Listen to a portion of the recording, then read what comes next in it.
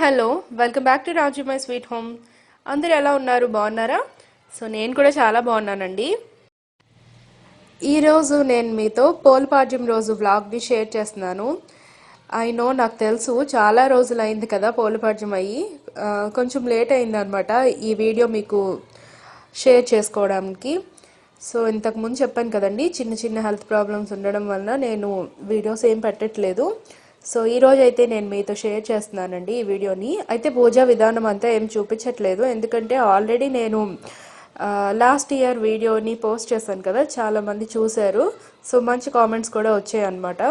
అయితే నేను నాకు తెలిసినంత వరకు నేను ముందు రోజు వరకు, అంటే పోలిపాడ్యమి ముందు రోజు వరకు కార్తీక దామోదరుడి పూజ అదంతా చేస్తాను. సో పోలిపాడ్యం రోజు మామూలుగా గణపతికి పూజ చేసుకుని ఆ తర్వాత మామూలుగా దీపాలు వదులుతానమాట, అంతే. సో చాలామంది ఈరోజు 31 ఒత్తులు కూడా వెలిగిస్తూ ఉంటారు.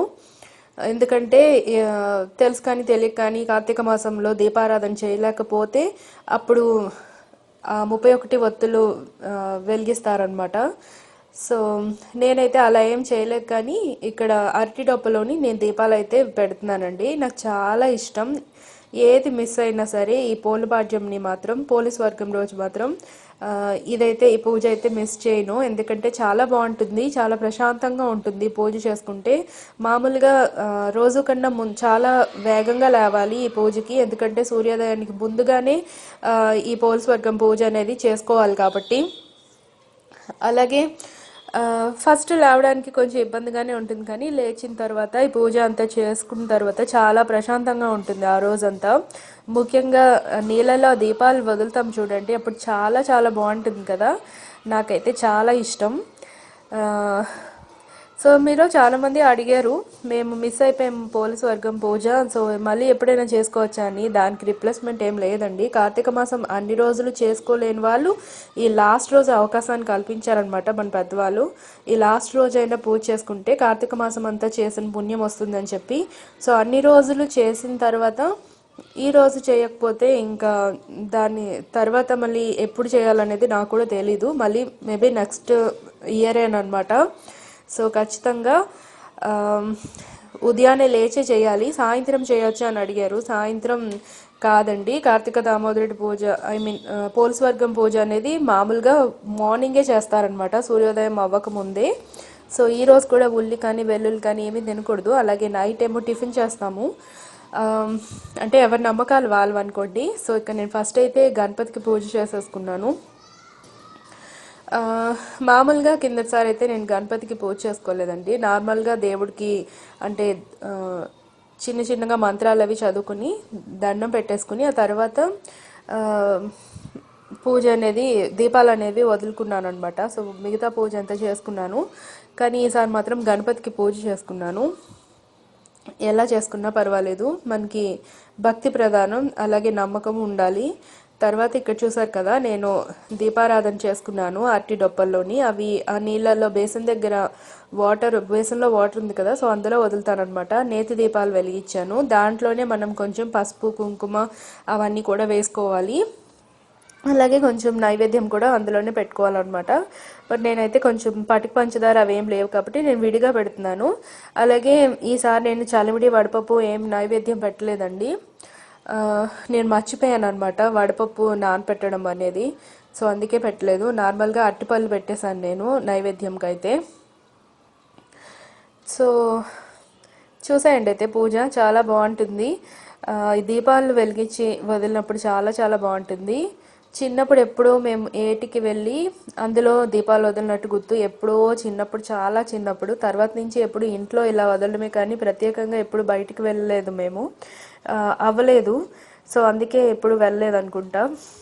కానీ ఎప్పుడైనా సరే ఒక్కసారైనా నదిలో దీపాలు వదలాలని అయితే నాకు ఉంది. చాలా బాగుంటుంది కదా అలా వదిలితే, ప్రశాంతంగా ఉంటుంది, అలాగే చాలా మంచిది కూడా.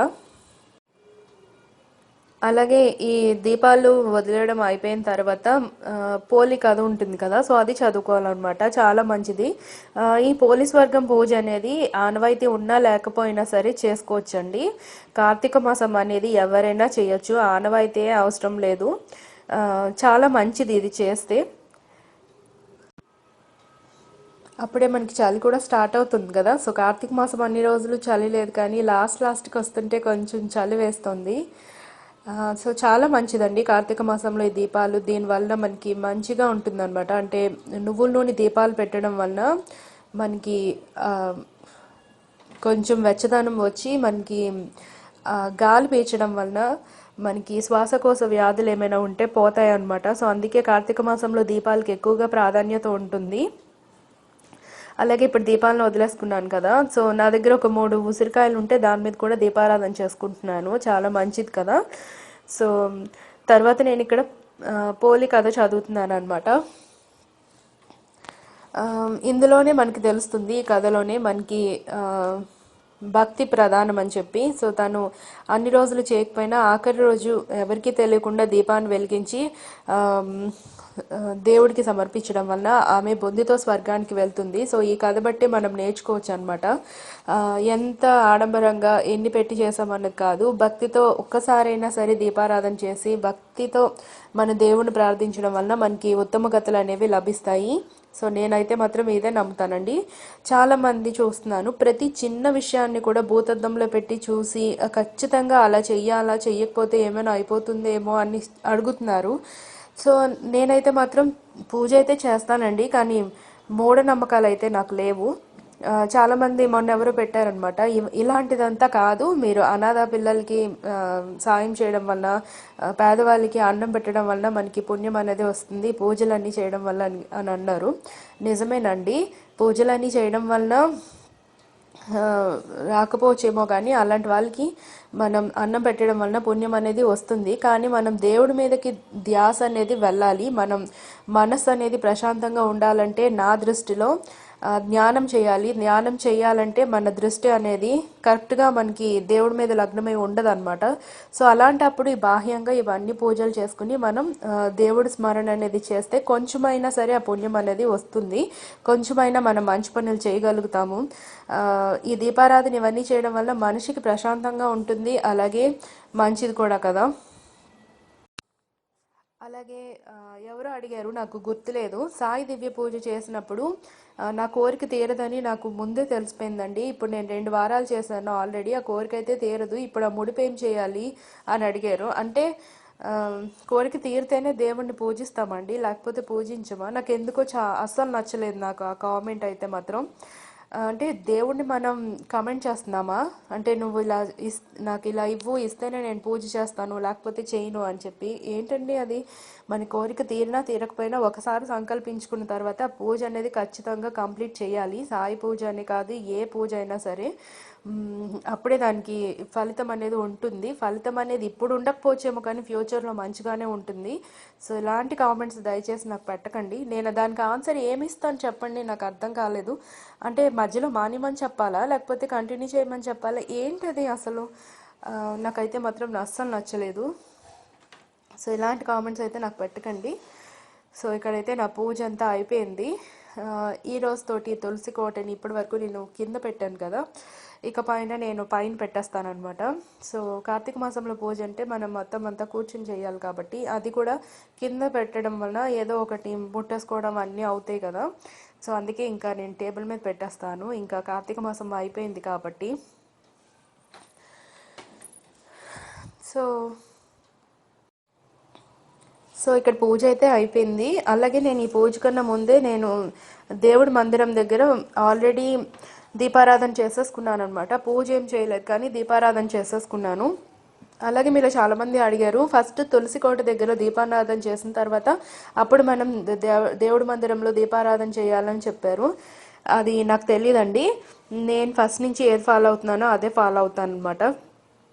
మా ఇంట్లో కూడా ఫస్ట్ ఏ పూజ చేసినా ఎక్కడ చేసినా సరే ఫస్ట్ దేవుడి మందిరంలో దీపారాధన చేయాలి, చేసిన తర్వాతనే మిగతా ఎక్కడైనా దీపారాధన అండి. సో నేను ఫస్ట్ అయితే దేవుడి మందిరంలో దీపారాధన చేసేసాను, అయిపోయిన తర్వాత మాత్రమే ఇక్కడ తులసమ్మ దగ్గర దీపారాధన చేసుకున్నాను, తర్వాత పూజ అనేది చేసుకున్నాను అనమాట. తర్వాత అప్పుడు నేను దేవుడి మందిరం దగ్గర మిగతా దేవతలకి పూజ అనేది చేసుకుంటాను. అలాగే ఈరోజు నేను మీతోటి మెంతి పొడి రెసిపీని షేర్ చేస్తున్నాను. ఇది చాలా రిక్వెస్టెడ్ వీడియో అనమాట. మెంతి పొడి చాలా మంది అడిగారండి, మీరు ఎలా చేసుకుంటారో మాతో షేర్ చేయండి అని చెప్పి.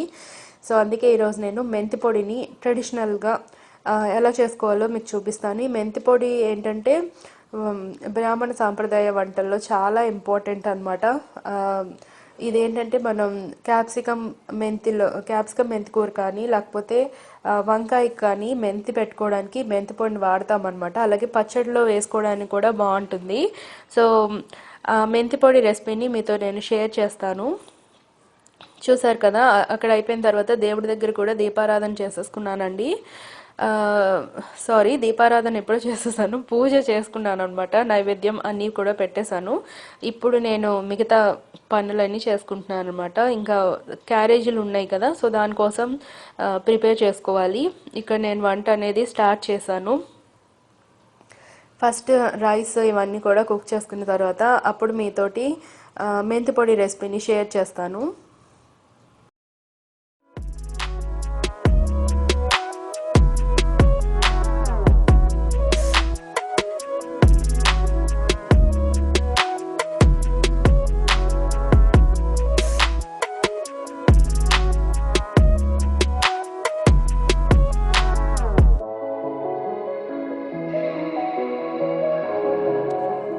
ఇప్పుడు నేను మెంతి పొడిని మీతో షేర్ చేస్తున్నానండి. సో దీనికోసం మనం ముందుగా ఒక పెద్ద కప్పుతోటి శనగపప్పు తీసుకోవాలి. అలాగే దానికి కొంచెం తగ్గించి మనం మినపప్పు అనేది తీసుకోవాలి. రెండు కూడా మనకి ఎక్కువగానే ఉండాలన్నమాట. ఎక్కువగా మనకి శనగపప్పు ఉంటే టేస్ట్ బాగుంటుంది. సో అలాగే మెంతి పొడి అంటారు కానీ మెంతులు మాత్రం కొంచెం తక్కువగానే వాడతారు. అంటే ఇంచుమించుగా 1-1.5 స్పూన్లు మెంతులు అయితే సరిపోతుంది. తర్వాత జీలకర్ర, అలాగే ఎండుమిరపకాయలు, ధనియాలు. సో వీటితోటి మనం ఇప్పుడు మెంతి పొడిని రెడీ చేసుకుందాం. అలాగే ఇక్కడ బాండి వేడి చేసుకుని కొంచెం ఆయిల్ వేసుకోవాలన్నమాట, లైట్గా. ఎక్కువ వేసుకుంటే మనకు అది ఫస్ట్లో టేస్ట్ బాగుంటుంది కానీ నిల్వ ఉంచిన కొద్దీ ఏమవుతుందంటే మనకి మెతక వాసన అనేది వచ్చేస్తుంది అనమాట, ముక్కు వాసన లాగా. సో అది బాగోదు మనకి. లైట్గా వేసుకోవాలి, వేసుకోకపోయినా పర్వాలేదు. సో ఫస్ట్ మనం శనగపప్పు వేసుకోవాలి. శనగపప్పు కొంచెం వేగడానికి టైం పడుతుంది కాబట్టి సో ఫస్ట్ శనగపప్పు వేసుకుని దోరగా వేయించుకోవాలన్నమాట. ఇది మీడియం ఫ్లేమ్లో ఉంచుకోవాలి. హై ఫ్లేమ్లో ఉంచుకుంటే బయటికి కలర్ వచ్చేస్తుంది కానీ లోపల పచ్చిగా ఉండిపోతుంది. సో తర్వాత ఇందులో మినపప్పును కూడా వేసుకుని, అంటే సగం శనగపప్పు వేగిన తర్వాత మినపప్పు వేసేసుకుంటే సరిపోతుంది. ఆ వేడికి మొత్తం చక్కగా అది వేగుతుంది అనమాట. సో అది బాగా వేగిపోయిన తర్వాత ఇప్పుడు ఇందులో 1 స్పూన్ వరకు మెంతుల్ని యాడ్ చేసుకోవాలి. నాది కొంచెం పెద్ద స్పూన్ కాబట్టి 1 స్పూన్ లా యాడ్ చేసుకున్నాను అనమాట. సో టేస్ట్ బట్టి మీరు అది యాడ్ చేసుకోవచ్చండి. మరి ఎక్కువగా వేసేసుకున్నామంటే మనకి చేదు ఎక్కువైపోతుంది మెంతులు. సో బాగా ఇవన్నీ కూడా వేయించుకోవాలి. అప్పుడే వాటి తాలూకా ఫ్లేవర్ అనేది, వాసన అనేది చాలా బాగుంటుంది అనమాట. తర్వాత ఇందులోనే జీలకర్ర కూడా వేసేస్తున్నాను పక్కకు తీసిన తర్వాత ఒక ప్లేట్లోకి. ఎందుకంటే ఆ వేడికే జీలకర్ర అనేది వేగిపోతుంది. అదే మూకుళ్ళలో వేసామంటే ఫాస్ట్గా మాడిపోతుంది కాబట్టి నేను అందులోనే వేసేసాను. సో తర్వాత మనకి మెంతి పొడికి ఎన్ని మిరపకాయలు అవసరమవుతాయో అన్ని మిరపకాయలు వేసుకుని వేయించుకోవాలన్నమాట. ఇక్కడ ఇంచుమించుగా నేను ఒక 10-12 తీసుకున్నాను. మేము కొంచెం కారం తక్కువ తింటాం కాబట్టి తక్కువ వేసుకున్నాను. మీరు ఎక్కువ తినే వాళ్ళైతే ఎక్కువ వేసుకోవచ్చు. ఈ పొడిని మనం కూరలో యాడ్ చేసుకున్నప్పుడు వేరేగా మళ్ళీ కారం ఏమి యాడ్ చేయమన్నమాట. సో చూసుకుని వేసుకోవాలి. తర్వాత ఇందులో మినపప్పు, శనగపప్పు ఏ కప్తో తీసుకున్నామో అందులో సగానికి మనం ధనియాలు అనేది యాడ్ చేసుకోవాలి. సో ధనియాలు, మిరపకాయలు కూడా దోరగా వేగిపోయిన తర్వాత వాటిని కూడా మనం పప్పులు వేసుకునే కంచంలో వేసేసుకోవాలన్నమాట. ఆరబెట్టుకోవాలి బాగా. అలాగే ఇందులో కొంచెం నేను ఇంగువ యాడ్ చేస్తున్నానండి. ఇది ఆప్షనల్ అనమాట, బట్ యాడ్ చేస్తే చాలా బాగుంటుంది. నాకైతే చాలా ఇష్టం అనమాట. సో అంతేనండి. దానిని చల్లారిన తర్వాత మనం మిక్సీ జార్లో వేసుకుని మిక్సీ పట్టేసుకుంటే మనకి చాలా టేస్టీగా ఉండే మెంతి పొడి రెడీ అయిపోతుంది. దీనిని వంకాయ, క్యాప్సికమ్, అలాగే టమాటో పచ్చడి వీటిలో విరివిగా వాడుకోవచ్చు అనమాట. చాలా బాగుంటుంది. దీంతో వంకాయల్లోనే చాలా రకాలు చేసుకోవచ్చు. ఉల్లి మెంతి అని, మామూలుగా మెంతి అని, అలాగే ఆలుతోటి చేసుకున్నప్పుడు కూడా అందులో మెంతి పొడి యాడ్ చేసుకోవచ్చు. ఏవైనా కూరలు చేసుకున్నప్పుడు కూడా అందులో మెంతి పొడి యాడ్ చేసుకోవచ్చు. చాలా బాగుంటుంది. సో దీంతో నేను ఇప్పుడు వంకాయ కూర చేశాను అనమాట. ఈ రెసిపీని నేను తర్వాత వ్లాగ్లో షేర్ చేస్తానండి. ఇది మనకి క్యాటరింగ్లో మనకి పెళ్ళిళ్ళలోని పెడుతూ ఉంటారు కదా, క్యాటరింగ్ వాళ్ళు చేసే వంకాయ కూరలాగే ఉంటుందన్నమాట. సో అది నేను నెక్స్ట్ వ్లాగ్లో మీతో షేర్ చేస్తాను. ఇప్పుడైతే షేర్ చేయట్లేదు. సో ఈ వ్లాగ్ మీకు నచ్చితే లైక్ చేయండి, కామెంట్ చేయండి. అలాగే రాజమై స్వీట్ హోమ్కి సబ్స్క్రైబ్ చేసుకోండి. Bye bye.